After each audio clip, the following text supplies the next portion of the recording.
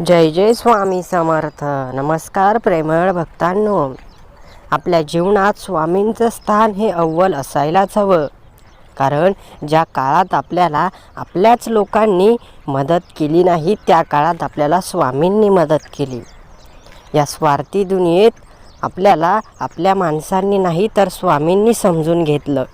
म्हणून त्यांचा दर्जा हा आपल्या जीवनात सर्वोत्तम असायलाच हवा.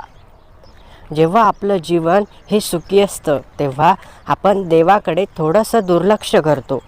परंतु जेव्हा दुःख सहन होत नाही तेव्हा आपण सारखं देवाचं नाव घेत असतो. परिस्थिती कसलीही असू द्या, देवाचा दर्जा कमी होता कामा नये. मग तो आनंदाचा क्षण असू द्या किंवा दुःखाचा असू द्या, देवाचं स्थान हे आहे तेथेच राहिलं पाहिजे. परंतु आपण सुखात थोडंसं देवाची सेवा कमी करतो असं आपल्याला वाटत नाही का? आपल्या हातून थोडी देवाची सेवा कमी होते असं आपल्याला वाटत नाही का? तर असं करू नका. आपला आनंद देवासोबत नक्की वाटा. कारण आनंद इतरांसोबत वाढल्याने तो द्विगुणित होत असतो, तो वाढत असतो. म्हणून आनंद वाढवायला शिका, जेणेकरून आपल्याला पुढील प्रत्येक काळामध्ये जेव्हा जेव्हा गरज लागेल तेव्हा तेव्हा देव आपल्या मदतीसाठी नक्की येतील. तुम्ही आपल्या चॅनलवर नवीन असाल तर लगेच चॅनलला सबस्क्राईब करून आजचा हा व्हिडिओ शेवटपर्यंत नक्की बघा. जीवन कसंही असू द्या, कितीही कठीण असू द्या किंवा दुःखी असू द्या, परंतु देवाचं नाव घ्यायला मात्र विसरू नका.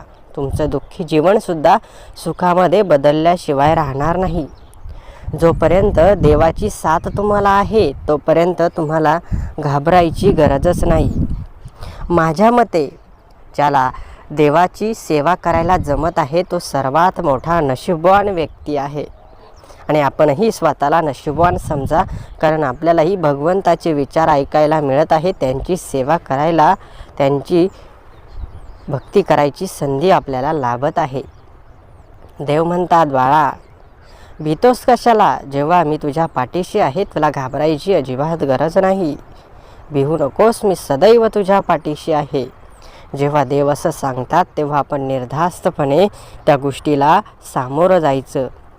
मग ते संकट असू द्या किंवा कोणाचे वाईट विचार असू द्या, आपल्याला सर्वांना त्याला सामोरंच जायचं आहे. जेव्हा केव्हाही तुम्हाला देवाची गरज लागेल तेव्हा तेव्हा तुम्ही देवाचं नाव नक्की घ्या. देव तुमची गरज पूर्ण करण्यासाठी तिथे प्रगट होतील. देवाची सेवा करण्याची संधी आपल्याला मिळत आहे, एवढं आपण भाग्यशाली आहोत. कधीकधी आपल्यापेक्षा अनेक दुर्भाग्यशाली लोक आहेत ज्यांना देवाची सेवा करण्याची संधी मिळतच नाही. ते अज्ञान आहेत, त्यांना देवाची महती माहिती नाही. आपल्याला देवाची महती सांगणारे व्हिडिओ रोज बघायला मिळतात, रोज त्यांची भक्ती करायला मिळते, त्यांची महती सांगणारी पुस्तके आपल्याला वाचायला मिळतात, त्यांचं चरित्र आपल्याला वाचायला मिळते, त्यांचे व्रत आपल्याला करायला मिळतात. एवढं आपण भाग्यशाली असूनही आपण स्वतःला कमी समजत असतो. आणि हीच सर्वात मोठी चुकी आपल्या हातून होत असते. आपण इतरांसोबत आपल्याला कंपेअर करत असतो, स्वतःला आपण इतरांसोबत जोडत असतो. प्रत्येकाचं नशीब वेगळं आहे, प्रत्येकाचं जीवन वेगळं आहे. कोणाला कोणासोबत जोडण्याचा प्रयत्न कधीच करू नका. तो खूप पुढे चालला आहे, मी मागे राहिलो आहे असा विचार कधीच करू नका. कारण जोपर्यंत तुम्ही स्वतःला इतरांसोबत जोडत आहात तोपर्यंत तुम्ही दुःखी राहाल. जेव्हा तुम्ही स्वतःला फक्त एकटं समजाल आणि जीवनाच्या शर्यतीमध्ये प्रगती कराल, प्रयत्न कराल, तेव्हा तुम्ही स्वतःला सुखी ठेवाल. परंतु आपल्याला इतरांसोबत घासण्याची सवय लागली आहे. तो पुढे चालला आहे, मग त्याला मागे खेचायचं आणि आपण पुढे जायचं. ही आपल्या समाजाची परंपरा राहिली आहे. या परंपरेला आपल्याला छेद पाडायचा आहे. प्रत्येकाने प्रत्येकाचं जीवन जगायचं आहे, सुखाने जगायचं आहे, आनंदाने जगायचं आहे. तुम्हाला बाकी काही करण्याची गरज नाही. जोपर्यंत हा विचार तुमच्या जीवनात येत नाही तोपर्यंत तुमचा विकास होणार नाही. म्हणून स्वतःचा विकास करायचा असेल, देवाचा अजून लाडका भक्त व्हायचं असेल तर तुम्हाला हे समजून घ्यावं लागेल. अशा काही गोष्टी आहे त्या समजल्याशिवाय, सांगितल्याशिवाय आपल्याला समजत नाही. म्हणून अशा गोष्टी नक्की समजून घ्या. तुम्हालाही त्याची खूप गरज आहे. आपल्याला या सुंदर जीवनामध्ये देवाचं स्थान लाभलं आहे.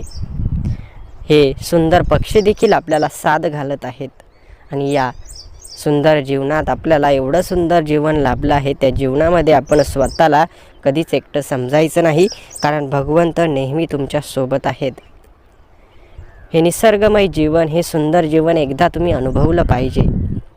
फक्त एका खोलीमध्ये बंद राहू नका, तर आजूबाजूची परिस्थिती बघा, थोडंसं फिरा, तुम्हाला तुमच्या खऱ्या आयुष्याची जाणीव होईल. तुम्ही निसर्ग सौंदर्य जेव्हा बघाल तेव्हा तुमचं मन शांत होईल, तृप्त होईल. तिथे तुम्हाला देव असण्याची महती समजेल, कारण देवाने हे सर्व निर्माण केलं आहे. काही लोक शहरामध्ये राहतात, काही खेड्यामध्ये राहतात. तर खेड्यातील वातावरण आणि शहरातील वातावरण यात देखील खूप फरक आहे.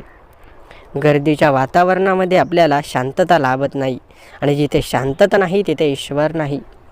इथे शांतता आहे तिथेच खरे ईश्वर आहेत.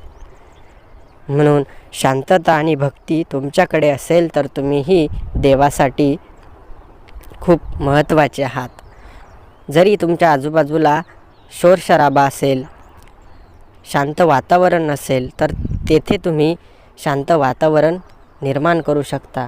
आपल्या मनाला शांत ठेवू शकता. तुमचं मन जर शांत असेल तर नक्कीच देव तुम्हाला दर्शन देतील. हे विसरू नका की देव कुठल्याही परिस्थितीमध्ये तुम्हाला साथ देतात, कारण देव परिस्थिती बघत नाही तर तुमची भक्ती बघतात, तुमचं प्रेम बघतात. परिस्थिती किंवा जागा कोणतीही असू द्या, आपल्या भक्तीला आणि आपल्या प्रेमाला जास्त महत्त्व द्या. तुम्हाला फार काही करण्याची गरज नाही. जिथे तुमचं मन रमतं तिथे राहायला शिका. मन मारून मात्र का तुम्ही जगू नका, कारण हे सुंदर जीवन जर तुम्ही मन मारून जगत असाल तर जीवनात तुम्हाला अनेकदा खूप समस्येला सामोरं जावं लागेल. चांगली गोष्टसुद्धा तुम्हाला चुकीची वाटेल, कारण ते वातावरणच तुमच्या मनाला छेद करणारं आहे. अशा वातावरणात राहू नका जिथे तुमचं मन कायम दुःखी राहतं. अशा शांत ठिकाणी राहायला शिका जिथे तुमचं मन कायम प्रसन्न राहील, जिथे तुम्हाला चांगलं वाटेल. अशा ठिकाणी जर तुम्ही राहत असाल तर तुमच्या मनातील 50% दुःख तेथेच संपून जाईल, कारण वातावरण माणसाला त्याच्या प्रगतीसाठी खूप महत्त्वाचं असतं. जिथे तुमचं डोकं हलकं राहतं, तिथे तुमचं मन शांत राहतं, तिथे राहायला शिका. अनेक गोष्टी आम्ही आपल्यापर्यंत पोहोचवणार आहोत.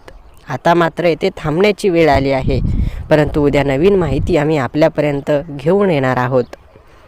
चॅनलवर नवीन असाल तर चॅनलला सबस्क्राईब करा. व्हिडिओ आवडला असेल तर व्हिडिओला लाईक करा. श्री स्वामी समर्थ. जय जय स्वामी समर्थ. धन्यवाद.